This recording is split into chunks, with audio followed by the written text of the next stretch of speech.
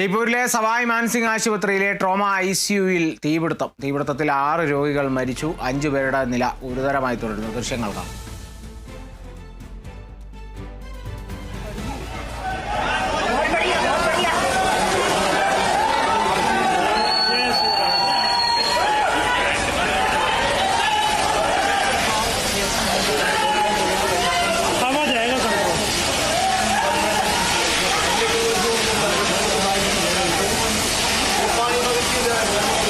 लगा हुआ है, वो खिड़की लगी हुई है, खिड़की लगी हुई है, खिड़की के अंदर पानी जाना नहीं, खिड़की लगी हुई है, पानी नहीं जाएगा, खिड़की.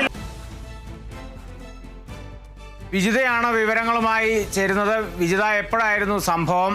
പരിക്കേറ്റ രോഗികളുടെ നില ഇപ്പോൾ എങ്ങനെയാണ്? അതോടൊപ്പം ഷോർട്ട് സർക്യൂട്ട് ആണോ കാരണം? സ്ഥിരീകരിച്ചോ? കാളിദാസ് സൂചിപ്പിച്ചതുപോലെ തന്നെ രാജസ്ഥാനിലെ ജയ്പൂരിലെ സവായ് മാൻസിംഗ് ആശുപത്രിയിലാണ് ഇപ്പോൾ ഇങ്ങനൊരു അപകടം ഉണ്ടായിരിക്കുന്നത്.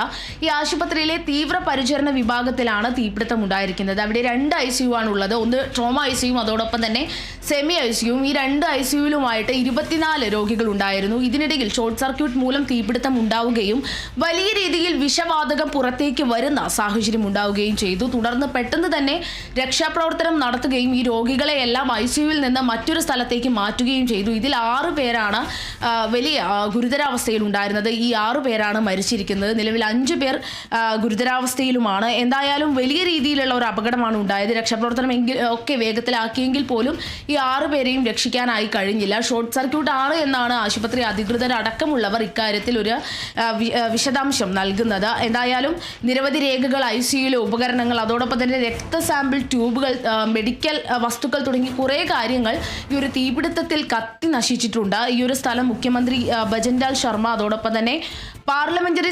കാര്യമന്ത്രിയായിട്ടുള്ള ജോഗാറാം പട്ടേൽ, ആഭ്യന്തര സഹമന്ത്രി ജവഹർ സിംഗ് ബോധാം എന്നിവർ ട്രോമ സെന്റർ എല്ലാം തന്നെ സന്ദർശിച്ച് സ്ഥിതിഗതികളെല്ലാം തന്നെ വിലയിരുത്തിയിട്ടുണ്ട്. പ്രാഥമികമായി പറയാൻ കഴിയുക ഷോർട്ട് സർക്യൂട്ട് ആണ് എന്ന് തന്നെയാണ്. എന്തായാലും ഈ ഒരു വിഷയവുമായി ബന്ധപ്പെട്ട അന്വേഷണമെല്ലാം നടക്കുന്നുണ്ട്. നിലവിൽ 5 രോഗികളാണ് ഗുരുതരാവസ്ഥയിലുള്ളത്. കാളിദാസ്. ശരി വിജിത.